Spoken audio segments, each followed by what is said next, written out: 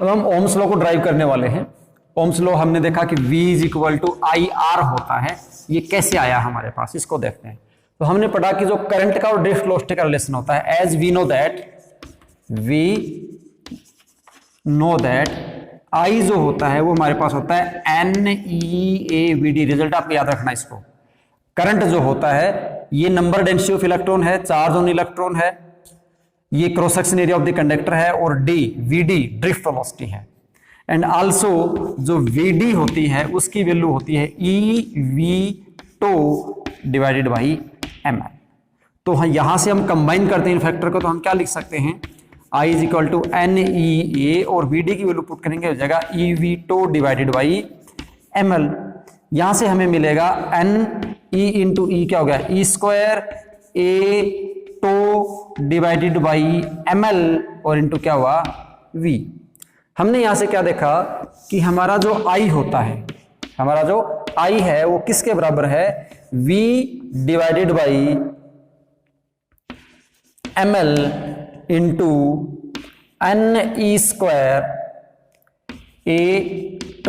और यहां से हम क्या ले सकते हैं, V is equal to ml divide by NE square A और इंटू क्या हो गया I। रीअरेंज कर दिया इसको हमने। इससे कंपेयर करो, V is equal to I R, ये तो हो गया I, ये हो गया V। R क्या था आपके पास, आपने कहा था कि R कांस्टेंट है। R क्या होता है, कांस्टेंट है, और ये कंडक्टर के नेचर पे डिपेंड करता है। किस पे डिपेंड करता है, नेचर ऑफ कंडक्टर और ज्योमेट्री ऑफ द कंडक्टर। किस पे डिपेंड करता है, ज्योमेट्री। ज्योमेट्री मतलब लेंथ और उसका जो क्रॉस सेक्शन एरिया था उस पे डिपेंड करता है। नेचर मतलब कैसे मटेरियल का बना हुआ है एट गिवन कांस्टेंट टेम्परेचर।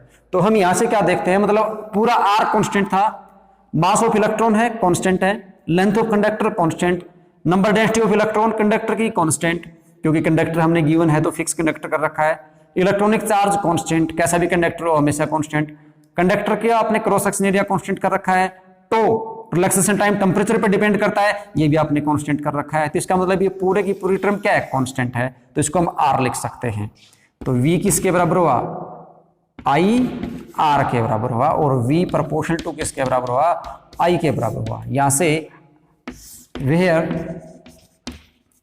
जो R है वो किसके बराबर है, ml divide by NE square A के बराबर है। R किस पे के बराबर है, ml divide by NE square A। आप ध्यान दो, थोड़ी देर पहले हमने एक टॉपिक पढ़ा था जिसमें हमने पढ़ा था कि R directly proportional to L by A होता है। याद करके चलो, हमने क्या पढ़ा था, R directly proportional to L by A होता है। वो आप यहां से देखोगे क्यों लिखा हमने। अगर मान लीजिए आप जैसे जैसे लेंथ चेंज करोगे, A चेंज करोगे, तो R चेंज होता जाएगा। कुछ भी करो आप, इलेक्ट्रॉन का मास चेंज नहीं कर सकते।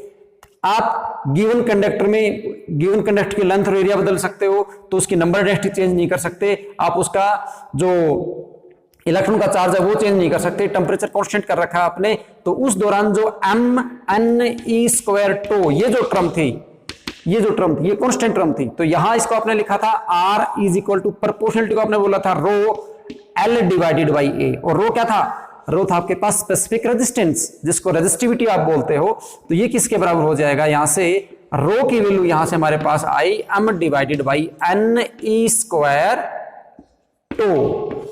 ये किसका फॉर्मूला है, ये रेजिस्टिविटी का फॉर्मूला। एक बात ध्यान दो, यहां से अगर आप देखते हो तो रेजिस्टिविटी का फॉर्मूला लगता है rho is equal to RA divided by L। किसके बराबर लगता है, rho is equal to RA divided by L। इसको देख के आपको लग रहा होगा कि जो रेजिस्टिविटी होती है वो क्रॉस सेक्शन एरिया के डायरेक्टली प्रोपोर्शनल है और लेंथ के इनवर्सली प्रोपोर्शनल है। बट ऐसा नहीं है, रेजिस्टिविटी नेचर ऑफ मटेरियल पर डिपेंड करती है। आप कितना बड़ा लेंथ लो, कितना छोटा लेंथ लो, कितना भी क्रॉस सेक्शन एरिया को बढ़ा दो, रेजिस्टिविटी पे कोई फर्क नहीं पड़ेगा जब तक आप कंडक्टर का मटेरियल चेंज नहीं करते। यहां देख सकते हो आप, ये रियल फॉर्मूला है रेजिस्टिविटी का, rho is equal to m divided by NE square. m mass है, कुछ भी करो आप इलेक्ट्रॉन का मास चेंज नहीं कर सकते, आप नंबर डेंसिटी चेंज नहीं कर सकते, आप इलेक्ट्रॉन का चार्ज चेंज नहीं कर सकते। टेम्परेचर अगर आपने फिक्स कर रखा है तो फिक्स हो जाएगा। तो रेजिस्टिविटी का फॉर्मूला होगा rho is equal to m divide by NE square. और यहां से मैं इसकी SI यूनिट की अगर मैं बात करूं, इसकी SI यूनिट क्या होगी, रेजिस्टिविटी की SI यूनिट अगर आपसे पूछी जाए तो क्या बताओगे, रेसिस्टिविटी है RA/L के बराबर। R का फॉर्मूला क्या होता है? ओम। R का फॉर्मूला क्या हुआ? ओम। A का क्या हुआ? Metre square. L का क्या हुआ? मीटर। ये कैंसिल हुआ, क्या आया? Ohm metre. ऐसा unit of resistivity is ohm metre होती है। और ध्यान करना, ये सिर्फ किस पे डिपेंड करती है? ये दो फैक्टर पे डिपेंड करती है। एक तो नेचर के ऊपर डिपेंड करती है, नेचर मतलब नंबर डेंसिटी के ऊपर, और दूसरा टेम्परेचर के ऊपर डिपेंड करती है। ठीक है ना? रेजिस्टिविटी लेंथ पर, क्रॉस सेक्शन एरिया पे डिपेंड नहीं कर रही, ये या तो नेचर पे डिपेंड करती है या किस पे डिपेंड करती है? टेम्परेचर पे। इन दो फैक्टर पे ही रेजिस्टिविटी डिपेंड कर रही है। यहां से देखिए बाप, तो R जो है वो टेम्परेचर पे कैसे डिपेंड कर रहा है? R की टेम्परेचर डिपेंडेंस क्या है? डेरिवेशन करने के बाद हमें यहां से पता चलता है कि R की टेम्परेचर डिपेंडेंस क्या होगी, कैसे R टेम्परेचर के साथ वेरिएट करेगा। तो हमने देखा R inversely proportional to relaxation time है। R किसके आया? R inversely proportional to relaxation time है। And we also know that relaxation time inversely proportional to temperature होता है। जब आपको ड्रिफ्ट वेलोसिटी पढ़ाई थी तब बताया था कि अगर मैं टेम्परेचर बढ़ा देता हूं तो रिलैक्सेशन टाइम डिक्रीज हो जाता है। क्यों? क्योंकि टेम्परेचर बढ़ाने से स्पीड इंक्रीज होती है, इलेक्ट्रॉन की स्पीड इंक्रीज होती है, तो दो सक्सेसिव कोलिजन के बीच का जो टाइम है उसको हमने रिलैक्सेशन टाइम बोला था, वो डिक्रीज हो जाता है। अगर इन दोनों को मैं कंबाइन करूं, R inversely proportional to tau है, tau inversely proportional to temperature है, तो इन दो इक्वेशन से हम फाइंड आउट करते हैं R directly proportional to temperature है। R डायरेक्टली प्रोपोर्शनल टू किसके है? टेम्परेचर है। इसका मतलब आप टेम्परेचर बढ़ाओगे तो रेजिस्टेंस बढ़ जाएगा, टेम्परेचर घटाओगे तो रेजिस्टेंस घट जाएगा। बट ध्यान रखना, ये ओनली फॉर कंडक्टर्स है। हम ओमिक कंडक्टर की बात कर रहे हैं, नॉन ओमिक कंडक्टर की बात नहीं कर रहे। नॉन ओमिक कंडक्टर के एग्जांपल्स आपके पास क्या हैं? जैसे इलेक्ट्रोलाइट्स हैं, सेमीकंडक्टर हैं। इलेक्ट्रोलाइट्स एंड सेमीकंडक्टर वो नॉन ओमिक कंडक्टर हैं, और ओमिक कंडक्टर के एग्जांपल आपके पास जितने भी मेटल्स हैं वो सब हैं। तो ये हो गया हमारे पास इस प्रकार से। तो ध्यान रखना, R डायरेक्टली प्रोपोर्शनल टेम्परेचर होता है, बट ओनली फॉर किसके लिए होता है? ये ओमिक कंडक्टर्स के लिए होता है। कंडक्टर्स कौन से? ओमिक कंडक्टर होते हैं, सिर्फ उन्हीं के लिए होता है। इस फॉर्मूले को अगर आपको लिखना हो, किसके लिए? अगर आपको सेमीकंडक्टर के लिए लिखना है या आपको इलेक्ट्रोलाइट्स के लिए लिखना है, तो उसके लिए आप याद करके रखेंगे R inversely proportional to temperature होता है। ये इंपॉर्टेंट पॉइंट है, एक्सेप्शनल पॉइंट है, और एग्जाम में इसी पर से क्वेश्चन पूछता है। R inversely proportional to temperature है किस किस के लिए? For semiconductor. ये सेमीकंडक्टर क्या होते हैं? ये हमारी लास्ट यूनिट है, हम वहां पढ़ेंगे। और दूसरा फॉर इलेक्ट्रोलाइट्स। जो इलेक्ट्रोलाइट्स और सेमीकंडक्टर्स हैं उनके लिए R inversely proportional to temperature होता है। अब आप सोचोगे कंडक्टर के लिए तो डायरेक्टली प्रोपोर्शनल और इनके लिए ये इनवर्सली प्रोपोर्शनल, ऐसा क्यों? उसका रीजन भी है। आपको पता है रेजिस्टेंस क्या होता है? रेजिस्टेंस होता है अपोजिशन करना। क्या होता है? अपोजिशन करना। अब आप यहां पे डिक्रीज क्यों हुआ, टेम्परेचर की इनवर्सली क्यों हुआ और यहां डायरेक्टली क्यों हुआ, उसका एक जनरल सा एग्जांपल समझते हैं। कंडक्टर जो होता है उसके अंदर इनिशियल स्टेट में मैक्सिमम नंबर ऑफ इलेक्ट्रॉन्स होते हैं। जैसे ही आप उसका टेम्परेचर इंक्रीज करते हो तो टेम्परेचर इंक्रीज करते ही उनके अंदर रैंडम मोशन हो जाता है। और रैंडम मोशन होने का मतलब ये हुआ कि उनके अंदर अब कोलिजन्स ज्यादा हो रहे हैं। इसको आप इस सिचुएशन से समझ सकते हो कि जैसे भी कोई भीड़ भाड़ वाला एरिया है और उस भीड़ भाड़ वाले एरिया में अगर सब सिचुएशन नॉर्मल है तो लोग इजीली निकल रहे हैं। आप हर एक आदमी को एक इलेक्ट्रॉन मान सकते हो तो इजीली निकल रहे हैं। किसी भी कारण से कोई अफवाह फैल गई और वहां पे भगदड़ मच गई, आपने देखा जब भगदड़ मचती है तो जान माल का नुकसान सबसे ज्यादा होता है। कोई लोग इधर भागता है, कोई इधर भागता है, एक दूसरे को टक्कर मारते हैं, कोई नीचे गिर जाता है। तो मतलब उस दौरान क्या हुआ, अपोजिशन बहुत ज्यादा हो रही है लोगों के आपस में, कोलिजन बहुत ज्यादा हो रहा है। और वो कोलिजन ज्यादा हो रहा है मतलब तो वहां पे क्या हो रहा है, एक दूसरे वहां पे क्रॉस नहीं कर पा रहे, मतलब उनको अपोजिशन ज्यादा मिल रही है, मतलब वहां पे क्या है, रेजिस्टेंस ज्यादा है। तो यही सिचुएशन यहाँ पे हुई कि जैसे ही आप टेम्परेचर बढ़ाते हो तो टेम्परेचर बढ़ाते ही जो फ्री इलेक्ट्रॉन्स हैं वो फ्री इलेक्ट्रॉन्स रैंडमली बहुत ज्यादा से मूव करने की कोशिश करते हैं या एक फिक्स डायरेक्शन में भी जा रहे हैं तो भी उनकी बात में कोलिजन ज्यादा होता है। तो कोलिजन ज्यादा होगा तो उनका रेजिस्टेंस भी ज्यादा होगा। अगर मैं इस केस में बात करूं तो ये जो कोलिजन वाला केस तो यहां भी सही है, क्योंकि कोलिजन तो यहां भी बढ़ेगा, मैं टेम्परेचर बढ़ाऊंगा तो उनकी स्पीड बढ़ेगी। और यहां भी क्या होने वाला है, यहां भी उनके बीच में कोलिजन होने वाला है। बट इस कोलिजन को डोमिनेट कर जाता है एक दूसरा फैक्टर, और दूसरा फैक्टर ये होता है जो सेमीकंडक्टर और इलेक्ट्रोलाइट्स होते हैं, ये इनके अंदर जो चार्ज कैरियर होते हैं, सेमीकंडक्टर का इलेक्ट्रोलाइट का जो चार्ज कैरियर है वो टेम्परेचर बढ़ाने से इंक्रीज हो जाता है। ध्यान से सुना इस बात को, सेमीकंडक्टर का और इलेक्ट्रोलाइट का चार्ज कैरियर टेम्परेचर बढ़ाने के साथ साथ बढ़ जाता है, ज्यादा चार्ज कैरियर डेवलप हो जाते हैं। और आपको पता है चार्ज कैरियर जितने ज्यादा होंगे, चार्ज कैरियर जितने ज्यादा होंगे करंट उतना ही ज्यादा होगा, और करंट ज्यादा होगा तो रेजिस्टेंस कम होगा। V equal to I R होता है ना, तो I का R का प्रोडक्ट V के बराबर है। पोटेंशियल डिफरेंस आपने सेम कर रखा है, पोटेंशियल डिफरेंस में कोई चेंज आया नहीं, आपने क्या किया टेम्परेचर बढ़ा दिया। टेम्परेचर बढ़ाते ही क्या हुआ, चार्ज कैरियर इंक्रीज हुए, चार्ज कैरियर इंक्रीज हुए तो ज्यादा से ज्यादा चार्ज कैरियर मूव कर रहे हैं, तो मतलब करंट इंक्रीज हो रहा है, I की वैल्यू इंक्रीज हो रही है, I इंक्रीज हो रही है, R की वैल्यू क्या हो रही है, डिक्रीज हो रही है। समझ गए ना, इनका डिक्रीज, अगर मान लीजिए मैं टेम्परेचर बढ़ाता हूं तो इनका रेजिस्टेंस तो डिक्रीज होता है और इसका इंक्रीज होता है। उसके पीछे का रीजन आप अच्छे से समझ गए होंगे, क्यों, क्योंकि यहां पे कोई फर्क पड़ता नहीं टेम्परेचर बढ़ाने से इलेक्ट्रॉन की जो टोटल नंबर है उसके ऊपर, क्योंकि कंडक्टर के अंदर ऑलरेडी मैक्सिमम अमाउंट में फ्री इलेक्ट्रॉन्स होते हैं और टेम्परेचर के साथ और ज्यादा फ्री नहीं होते।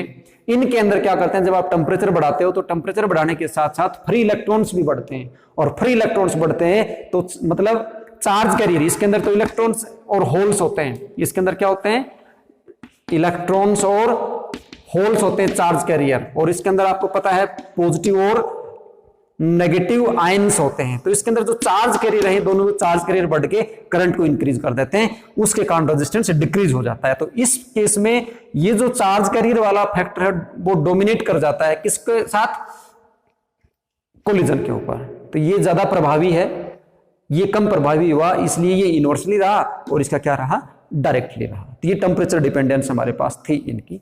एक इक्वेशन से भी हम टेम्परेचर डिपेंडेंस बोल सकते हैं, वो क्या है, R इज इक्वल टू है R nought into 1 plus alpha delta T. ये फॉर्मूला डायरेक्ट आपको याद करके रख लेना है, बस इसके ऊपर न्यूमेरिकल सोल्व करने हैं हमें। R is equal to R nought into 1 plus alpha delta T, जहां पे R जो है वो गिवन टेम्परेचर है, मैं इसको RT बोल देता हूं। इसको आप और ज्यादा लिखोगे तो ऐसे लिख सकते हो आप, RT is equal to R nought into 1 plus alpha और T2 minus T1। T2 minus T1 मतलब इसको लिखेंगे T माइनस T नोट। अब T माइनस T नोट क्या है, इसको सुनना आप ध्यान से। यहां पे RT, मान लीजिए मैं आपसे कहता हूं कि रूम टेम्परेचर था 20 डिग्री सेल्सियस, और 20 डिग्री सेल्सियस पे ये T1 टेम्परेचर हो गया मेरा 20 डिग्री सेल्सियस, और इसके ऊपर मेरा जो रेजिस्टेंस था R1 इसको मैं बोल देता हूं, वो था 15 ओम। किसी कंडक्टर का इतना रेजिस्टेंस था। टेम्परेचर को मैंने 20 डिग्री सेल्सियस से इंक्रीज करके कर दिया 50 डिग्री सेल्सियस, यानी T2 टेम्परेचर हो गया ये। तो अब जो रेजिस्टेंस है आप वो बताइए कितना होगा। तो यहां से RT क्या हुआ, RT हुआ जिस टेम्परेचर के ऊपर आपसे रेजिस्टेंस पूछ रहा है कितना, R50। तो यहां पे RT तो है ये 50 डिग्री सेल्सियस वाला रेजिस्टेंस जो भी आएगा। R नोट कितना है, R नोट है रूम टेम्परेचर वाला, तो रूम टेम्परेचर कितना था 20 डिग्री सेल्सियस, तो यहां पे R नोट मतलब ये R1 है, ये है। T मतलब फाइनल टेम्परेचर ये, और T नोट जो इनिशियल था वो। समझ गए, फिर से ध्यान से सुन लो। अगर आप T माइनस T नोट से कंफ्यूज हो रहे हो तो ऐसे भी लिख सकते हो, R is equal to R nought into 1 plus alpha और T2 माइनस T1, और इसको T2 माइनस T1 लिख रहे हो तो इसको R2 लिख दो और इसको क्या लिख दो, R1 लिख दो। इसको ऐसे याद कर लो भाई, मतलब जब जैसे भी याद करो आप इसको, इसका मतलब समझ के याद करना। वैसे स्टैंडर्ड फॉर्म में ऐसे लिखा जाता है, RT is equal to R nought into 1 plus alpha delta T. Delta T है जो दो टेम्परेचर है उनके बीच का डिफरेंस, अल्फा टेम्परेचर कोफिशिएंट है, alpha is the temperature coefficient, R nought initial जो टेम्परेचर था, नॉर्मली रूम टेम्परेचर बोलते हैं, उसका रेजिस्टेंस है, और RT जो फाइनल टेम्परेचर दे रखा है उसका जो रेजिस्टेंस है वो है। अल्फा की वैल्यू अगर आपको यहां से निकालनी हो तो अल्फा को कैसे निकाल सकते हैं देखिए, और अल्फा को यहां से हम डिफाइन भी कर सकते हैं।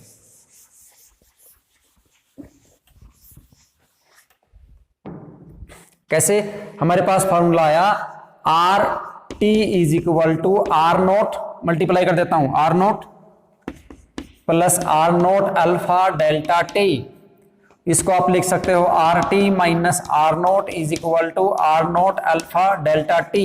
अल्फा आपको निकालना है, तो अल्फा आपके पास हो जाएगा R T minus R nought divided by R nought delta T.